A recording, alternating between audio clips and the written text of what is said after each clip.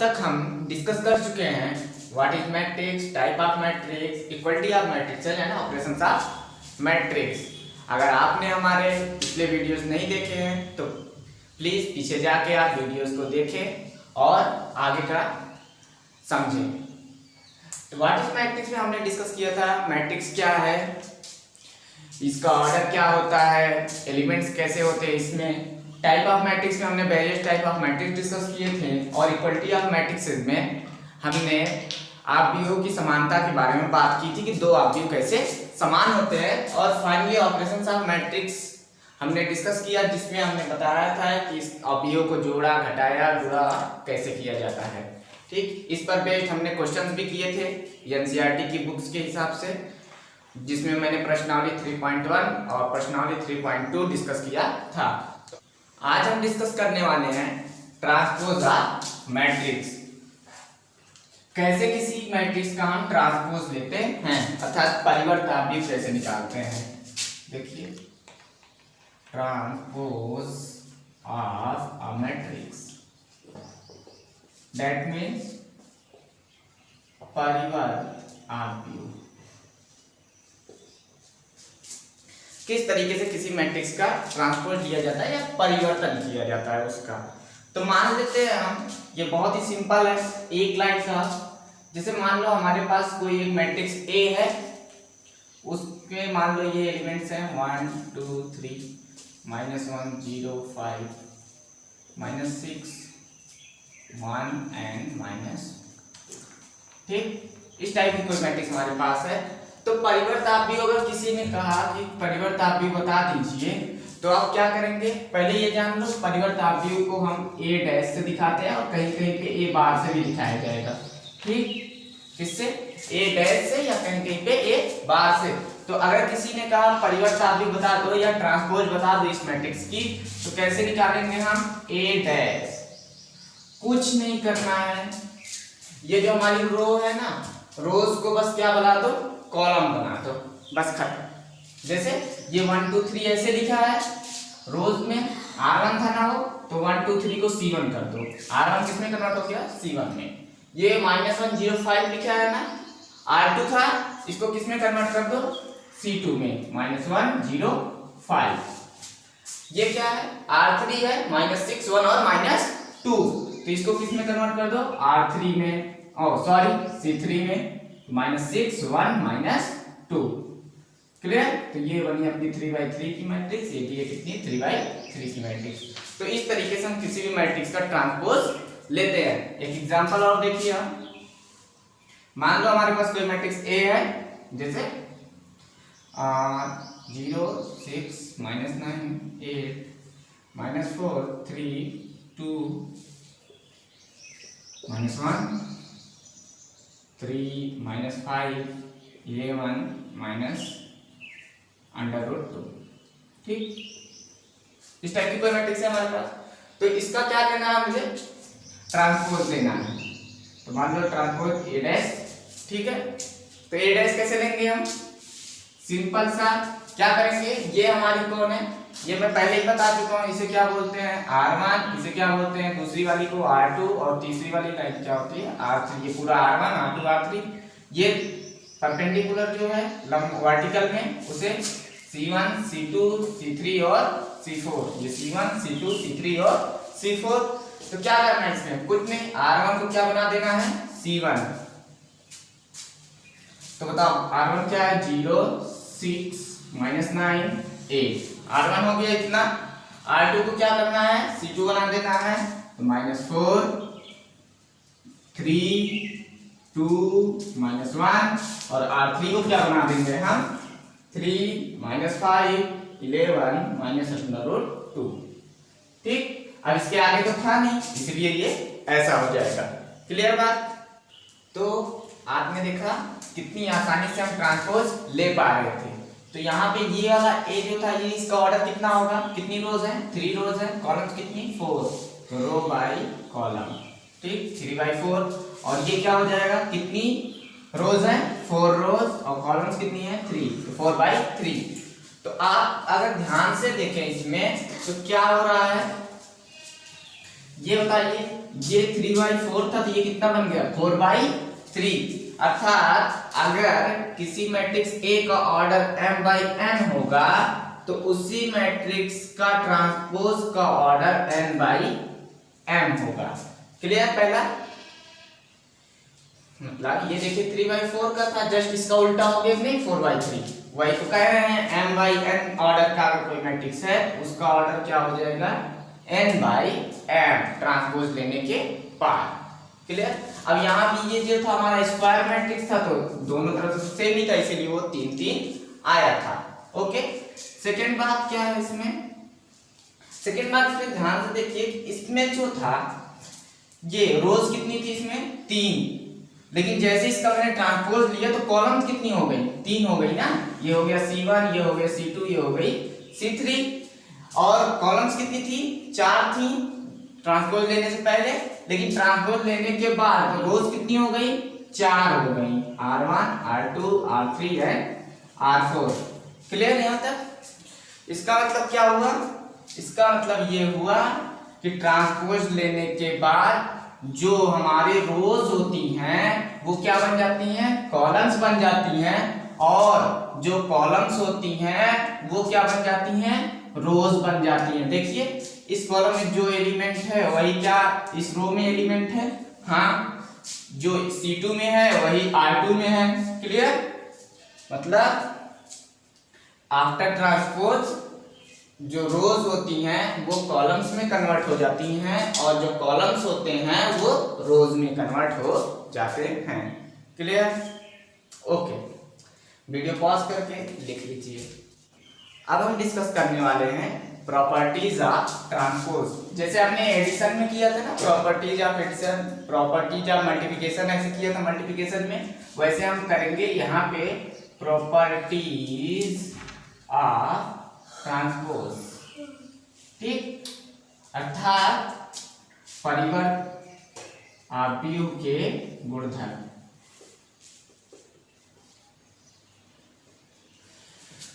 तो देखते हैं परिवर्त आव्यूह के गुणधर्म क्या क्या है। देखिए पहला अगर कोई आव्यूह A था उसका हमने एक बार परिवर्त आव्यूह लिया तो A डैश बन जाएगा, अर्थात जो रोज होंगी वो किसमें कन्वर्ट हो जाएंगी कॉलम में। लेकिन अगर उसी को हम दोबारा डैश कर दें या उसी का दोबारा परिवर्त आव्यूह निकाल लें ट्रांसपोज ले लें तो वो क्या बन जाएगा फिर से हमारा A बन जाएगा, अर्थात जिस आव्यूह से हमने स्टार्ट किया था वही आव्यूह आ जाएगा। तो इसको कैसे याद रखेंगे बार बार 9 बार। देखिए एक ये हो गया बार, एक ये हो गया बार, तो यहाँ पे क्या आया 9 बार। क्लियर? दूसरी बात क्या होगी कि मान लीजिए दो आव्यूह एडिशन में है A प्लस B। एडिशन तभी पॉसिबल होता है जब दोनों आव्यूह के ऑर्डर सेम हो और इन पे बार लगा हो। तो क्या कर सकते हैं हम दोनों आव्यूह पे अलग अलग बार लगा के हम सॉल्व कर सकते हैं। क्लियर? तीसरी बात क्या है, ये प्लस के लिए नहीं माइनस के लिए भी ट्रू है, प्लस माइनस दोनों। और तीसरी बात क्या, कोई आव्यूह में अगर किसी कांस्टेंट k से मल्टीप्लिकेशन हुआ है तो हम कांस्टेंट को बाहर करके a का ट्रांसपोज ले सकते हैं, फिर k से मल्टीप्लाई करा सकते हैं। यहाँ का मतलब क्या था, k का मल्टीप्लाई a में होने के बाद ट्रांसपोज लिया गया है, लेकिन यहाँ k का मतलब क्या है, यहाँ पर इस पूरे फंक्शन का मतलब होगा कि ट्रांसपोज लेने के बाद k का मल्टीप्लिकेशन कराया गया है। क्लियर? और चौथा एंड फाइनल जो है उसे बोलते हैं रिवर्सल रूल, अर्थात कोई दो मैट्रिक्स आपस में मल्टीप्लाई हुए हैं A और B और उनका ट्रांसपोज अगर हम ले रहे हैं तो वो अपने रिवर्स ट्रांसपोजों के गुणनफल के बराबर होते हैं। इसे इसीलिए बोलते हैं reversal rule, reversal rule. Clear? तो ये चारों प्रॉपर्टीज हैं किसकी, परिवर्त आव्यूह अर्थात ट्रांसपोज की। क्लियर? तो वीडियो पॉज करके आप लिख लीजिए।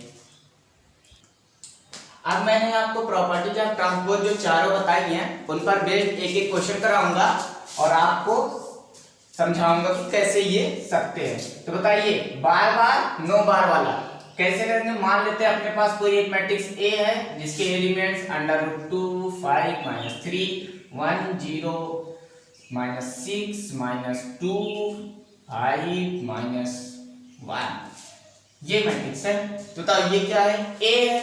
तो इसका हम एक बार डैश ले लें, बार ले लें, ट्रांसपोज ले लें एक बार। तो जब पहली बार ट्रांसपोज लेंगे क्या हो जाएगा, ये जो हमारा R1 है वो किस में कन्वर्ट हो जाएगा, C1 में। तो ऐसे ऐसे लिखा था तो ये हो जाएगा √2 5 और 3, ये क्या बन गया C1। R2 जो था वो क्या बन जाएगा C2। तो 1 0 -6 था तो 1 0 -6 ऐसे लिखेगा। R3 जो था वो क्या बन जाएगा C3 -2 5 1 ऐसे लिखा था।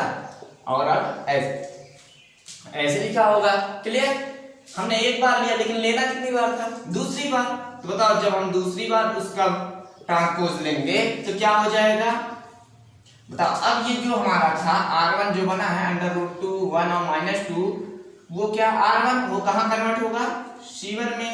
तो क्या इस तरीके से हो जाएगा, यस। R2 जो है वो क्या हो जाएगा C2।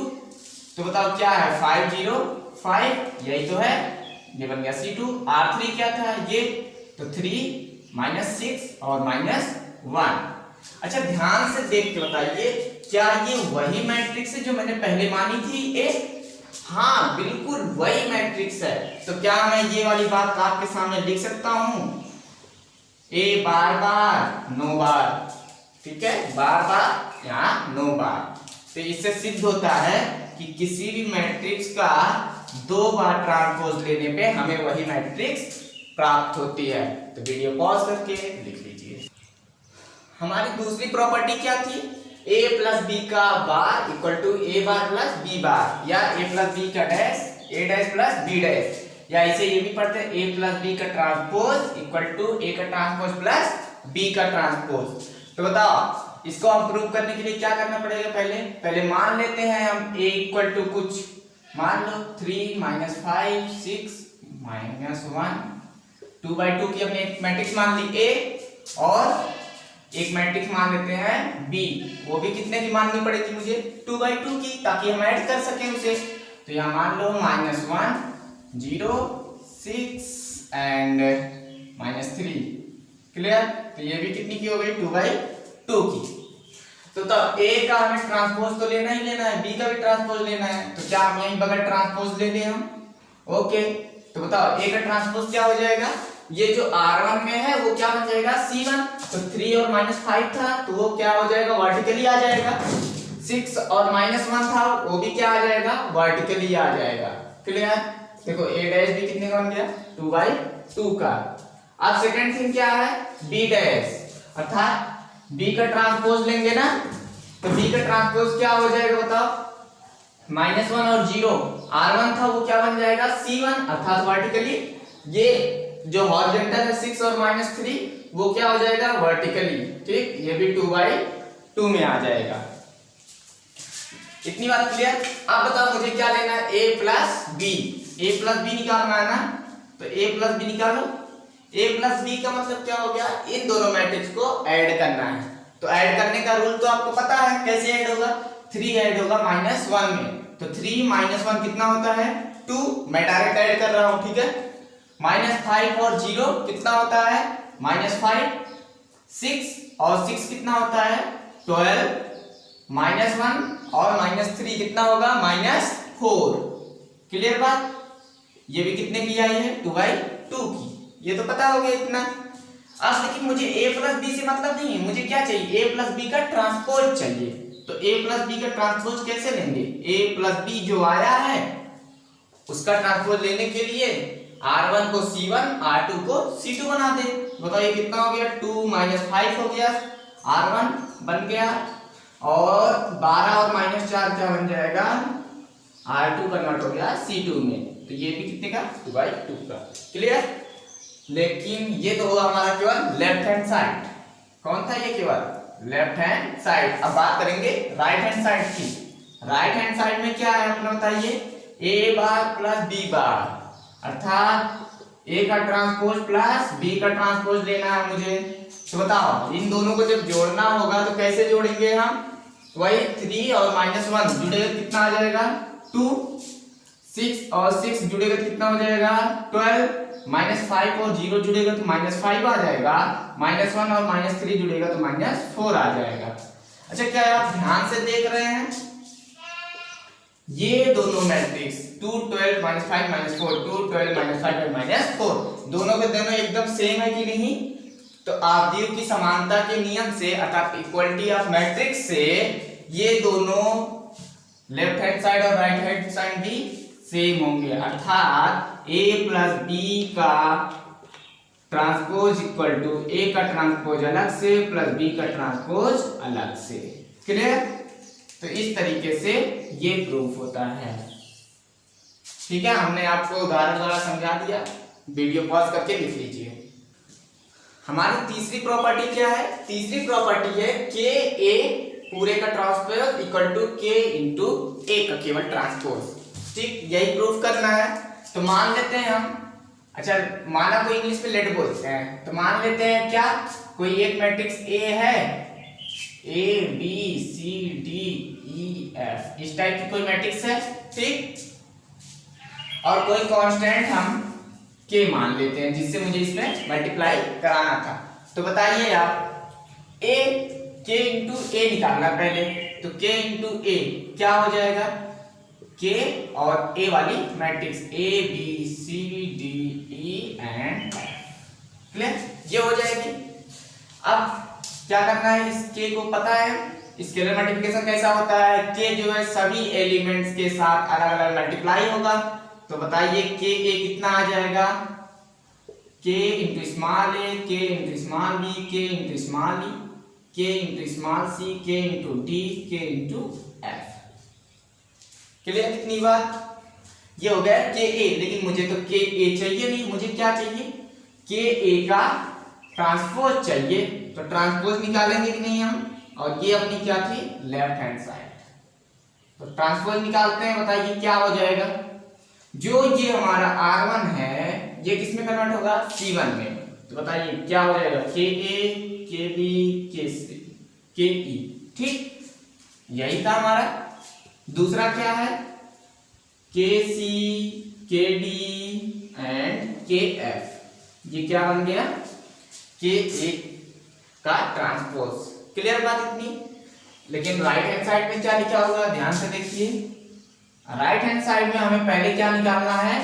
ट्रांसपोज ऑफ ए। ए का ट्रांसपोज लेना है। तो बताइए ए का ट्रांसपोज क्या हो जाएगा? आंखों से देख के बताइए। ए बी और ई, ये R1 है, किसमें कन्वर्ट हो जाएगा? C1 में। तो क्या यहाँ पे ए बी ई ऐसे लिख दें? और ये सी डी एफ क्या था? R2 था, किसमें कन्वर्ट हो जाएगा? C2 में। तो क्या हो जाएगा? C D F. क्लियर? अब क्या करना है? के इंटू ए डैश करना है। तो के इंटू ए डैश करेंगे तो बताओ कितना आ जाएगा? के बार हो जाएगा और A B E C D and finally F. ये आ जाएगा कि नहीं? आप कुछ नहीं करना, केवल के का क्या करना है? अंदर मल्टीप्लाई करा देना है। बताओ के ए, के बी, के ई, फिर के सी, के डी एंड फाइनली के एफ। अच्छा, आप आंखें खोल के देखिए, क्या जो यहाँ लिखा है वही डिक्टो इस वाली मैट्रिक्स में लिखा है? हाँ, जितने एलिमेंट्स इस मैट्रिक्स में है सेम टू सेम वही एलिमेंट्स उस मैट्रिक्स में भी हैं। अर्थात आवधियों की समानता का नियम यहाँ पे लग रहा है। इसलिए के ए का होल डैश यही था ना, वो बराबर हो जाएगा किसके? के ए के डैश के। क्लियर बात? ओके, एक मिनट, आप जो है इस ए वाली मैट्रिक्स का ऑर्डर कमेंट करके बताइएगा। वीडियो पॉज करके लिख लीजिए। अभी हमने चौथी प्रॉपर्टी क्या बताई थी? चौथी प्रॉपर्टी थी ए बी का ट्रांसपोज लेंगे, मतलब अर्थात ए बी का मल्टीप्लिकेशन का ट्रांसपोज लेंगे तो हम जो है बी का ट्रांसपोज अलग लेके ए का ट्रांसपोज अलग लेके मल्टीप्लाई कराएंगे तो दोनों आपस में क्या होंगे? इक्वल होंगे। और इसी को मैंने अभी कुछ देर पहले रिवर्सल रूल भी बोला था। क्या बोला था? रिवर्सल रूल ना। तो इसको हम प्रूव करते हैं। चलिए मान लेते हैं हम ए कोई एक मैट्रिक्स हमारी है 3 -2 0 एंड 6 एंड कोई बी मैट्रिक्स हमारी है -6 0 -1 एंड 2। ठीक, 2/2 की हमने दोनों मैट्रिक्स मान लिए ताकि कोई झंझट ना हो, जल्दी जल्दी पूरा भाग हो जाए। चलिए अब क्या करेंगे, इन दोनों का मल्टीप्लाई कराएंगे। तो मल्टीप्लाई कराना है तो ए बी हो जाएगा। ए कितना 3 - 2 0 एंड 6 एंड बी कितना है -6 0 -1 एंड 2। तो इन दोनों का मल्टीप्लिकेशन कैसे होगा आपको पता है, क्या करेंगे, इस R1 को उठा के C1 पे पटक देंगे। तो 3 6 18, माइनस साइन पहले से तो -18, माइनस और माइनस प्लस और प्लस प्लस प्लस हो जाएगा। तो -18 2 एकदम 2, -18 + 2 कितना हुआ, हाँ सही बता रहे हैं, -16 ही आएगा।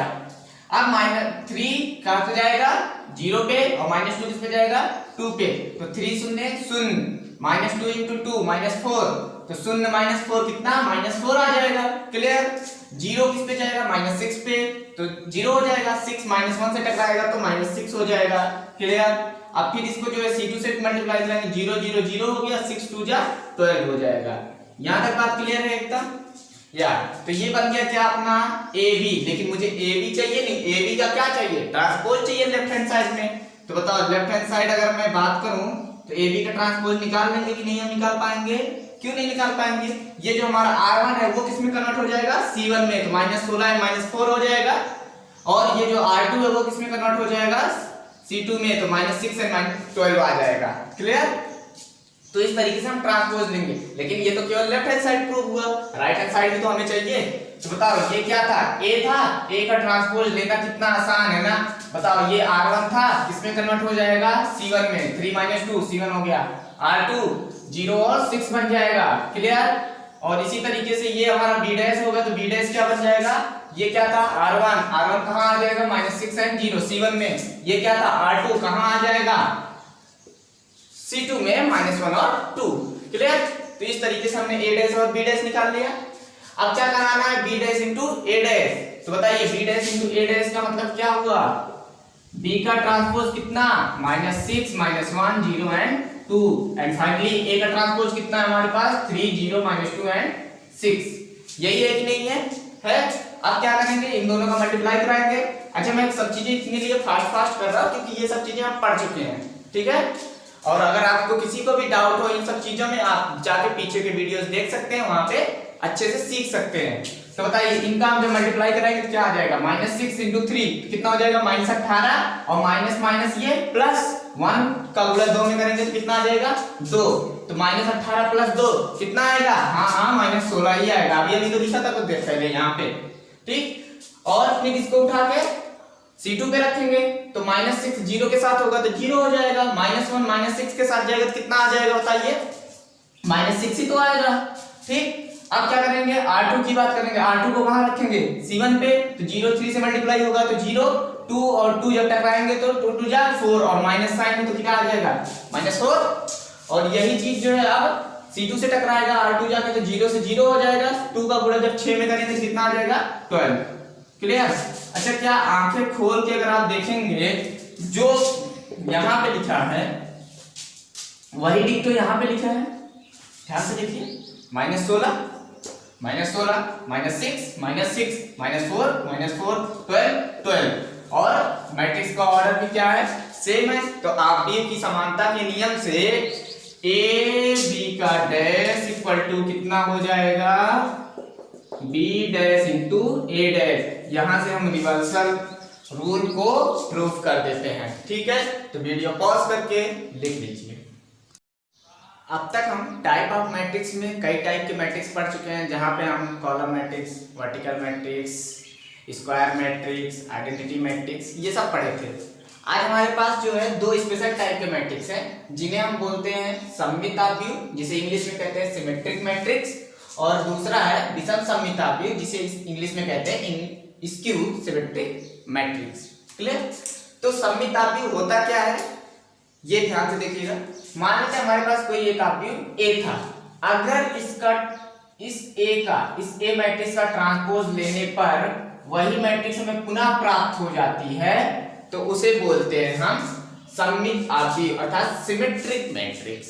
ठीक, जैसे एग्जांपल के तौर पे आप देख सकते हैं यहाँ पे, ये मैं लिख देता हूं A B C H G F H G F। ठीक, देखिए ये कोई मैंने मैट्रिक्स ए मान ली अपनी, ठीक है। तो अगर मैं इसका ट्रांसपोज लूं तो ट्रांसपोज ध्यान से देखिए कैसे लेते हैं, आपको पता है ना, बहुत ही सिंपल है ट्रांसपोज लेना। ये क्या है R1, R1 किसमें कन्वर्ट हो जाएगा C1 में, AHG, तो हो जाएगा AHG। फिर ये R2 किसमें हो जाएगा C2 में, R2 में क्या HBF था, HBF मैंने ऐसे लिख दिया। R3 में क्या GFC, जैसे था ऐसे लिख दिया हमने GFC। क्लियर बात, देखा आपने, ए का जो एलिमेंट इसमें पड़ा हुआ है वही एलिमेंट उसी पोजीशन पे इस ए डैश में भी पड़ा हुआ है, अर्थात यहां से ए डैश इक्वल टू क्या आ गया, ए आ गया ना। तो जैसे ये आया तो हमें क्या पता चल गया, हमें पता चल गया कि हमारी मैट्रिक्स जो है सममिताभियुक्त है अर्थात सिमेट्रिक मैट्रिक्स है। क्लियर है, ओके। विषम सममिताभियुक्त अर्थात इसकी सिमेट्रिक मैट्रिक्स क्या होती है, मान लेते हैं हमारे पास कोई मैट्रिक्स ए थी, अगर हम ए का ट्रांसपोज लें और अपनी वाली मैट्रिक्स को माइनस के साथ प्राप्त करें, नेगेटिव ऑफ आवर मैट्रिक्स, तो उसे क्या बोलते हैं हम, विषम सममिताभियुक्त बोलते हैं। क्लियर है बात। अच्छा एग्जांपल देख लीजिए आप, एक जैसे कोई ए हमारे पास है 0 -2 -3 2 0 4 -4 और 3 4 0, ठीक, ये कोई मैट्रिक्स ए थी, तो इसका हम ट्रांसपोज लेंगे ए डैश, तो बताओ क्या हो जाएगा, ये R1 है ना, R1 क्या बन जाएगा C1, तो क्या था 0 -2 और -3, ये था C1 हो गया। R2 क्या है ये, तो ये क्या बन जाएगा 2 0 और -4, और R3 क्या है 3 4 और 0, तो 3 4 और 0, ठीक। तो ध्यान से देखो, अगर हम पूरी मैट्रिक्स से माइनस कॉमन कर ले, क्या कर ले, माइनस कॉमन कर ले, तो क्या हो जाएगा, यहाँ बताओ ये माइनस कॉमन आया, तो माइनस कॉमन करने का मतलब क्या होता है, जो माइनस में होगा वो क्या हो जाएगा प्लस, और जो प्लस में होगा वो क्या हो जाएगा माइनस। अरे याद करो, जैसे ये होता था 3x - 5, यहां से माइनस कॉमन लेते तो -3x + 5 हो जाता था, नहीं इस तरीके से ना, माइनस ये हो गया प्लस था तो माइनस हो गया, ये माइनस था तो क्या हो गया प्लस हो गया। सेम यहाँ पे भी वही होता है, तो बताओ 0 तो 0 रहेगा, माइनस प्लस का इफेक्ट नहीं, 2 क्या हो जाएगा -2, 3 क्या हो जाएगा -3, -2 है क्या हो जाएगा +2, 0 तो 0 रहेगा, ये क्या हो जाएगा 4 -4 में कन्वर्ट, -3 क्या हो जाएगा 3 -4 4 0 क्या हो जाएगा 0। अच्छा अब ध्यान से देख के बताओ, वो मैट्रिक्स, वो जो मैट्रिक्स आई हो क्या ये हमारी वाली मैट्रिक्स ए की जैसी है, हाँ बिल्कुल इसी की जैसी डिक्टो लिखी हुई है, ठीक है। तो इसका मतलब क्या हो गया, जो हमारा ए डैश था वो कहां बराबर हो गया, पहले माइनस है फिर क्या आएगा ए आ गया ना, तो इस हिसाब से ये हमारी वाली जो मैट्रिक्स है वो कौन सी मैट्रिक्स है, विषम सममिताभियुक्त अर्थात इसको सिमेट्रिक मैट्रिक्स। क्लियर। अब ध्यान दीजिए एक बात का,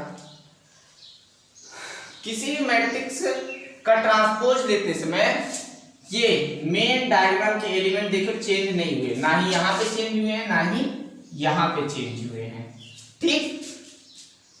और विषम सममिताभियुक्त में जो हमारा मेन डायगोनल का एलिमेंट होता है वो क्या होता है, हमेशा 0 होता है। इस बात को विशेष रूप से ध्यान रखना, मेन डायगोनल का एलिमेंट हमेशा क्या होता है 0 होता है, किसमें, विषम सममिताभियुक्त में। क्लियर बात है।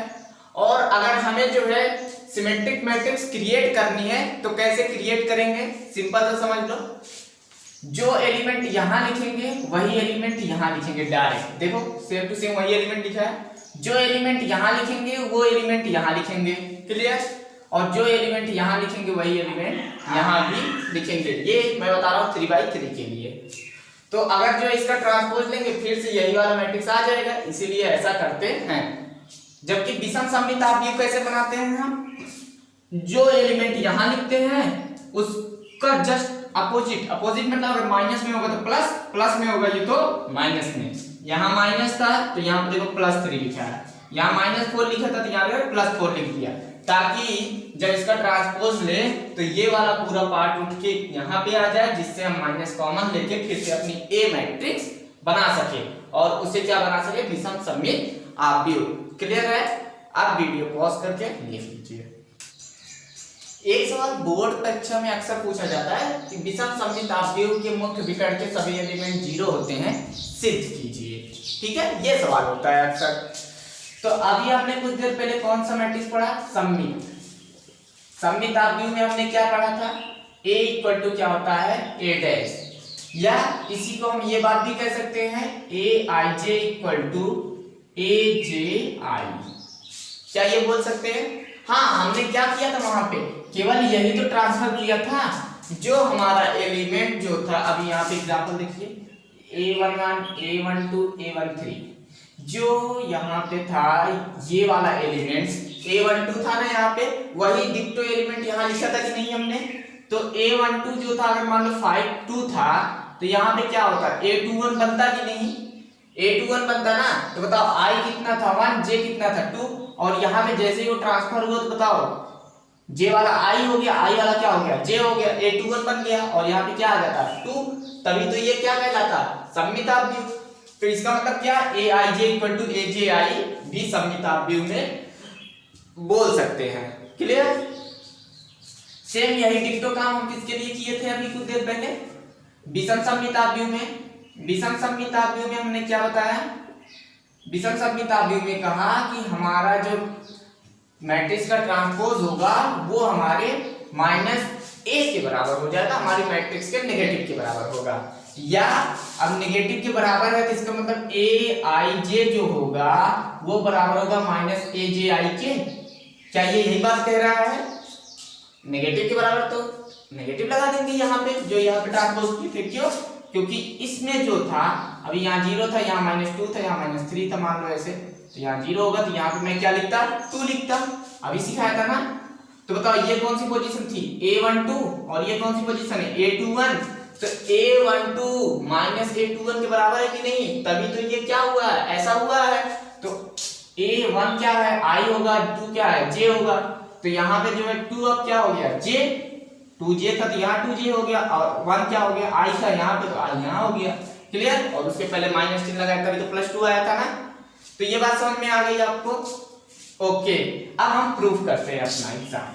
ठीक है, तो बता, एक तो ये हो गया, और दूसरी क्या है, ये जो डायगोनल के एलिमेंट होते हैं, किसके एलिमेंट होते हैं, डायगोनल वाले। ठीक है, तो डायगोनल के एलिमेंट क्या होते हैं, ये कौन सा एलिमेंट होगा, a11 होगा, ये कौन सा a22 होगा, ये कौन सा होगा a33, यही होगा ना, a11 a22 और a33, तीनों एलिमेंट्स हो गए। अब एक बात आप कॉमन देख रहे हैं, i इक्वल टू j है, सब में जितने भी मेन डायगोनल के एलिमेंट हैं उनके लिए i इक्वल टू क्या है, j। तो फॉर डायगोनल के लिए क्या होता है, i इक्वल टू क्या होता है, j होता है। ये सभी के लिए लागू है। ठीक, जितने भी स्क्वायर मैट्रिक्स होंगे सब में ये काम आएगा, i इक्वल टू क्या होगा, j। एक बात क्लियर? दूसरी बात, अब हमें सिद्ध करना है 0 होता है ये का पूरा का पूरा। तो क्या पता हमें, फॉर विषम सममित आव्यूह, स्कीमेटिक आव्यूह के लिए क्या हमें पता है, विषम सममित आव्यूह, इसके लिए हमें क्या पता है, aij equal to -aj i, यही पता है ना। अब बताइए i इक्वल टू क्या है, j। तो जहां जहां j है वहां वहां मैं i रख दूं, क्या रख देते हैं। तो बताइए ai इक्वल टू क्या हो जाएगा, -ai i। अब इधर माइनस, इधर क्या हो जाएगा प्लस, तो ai plus ai equal to 0।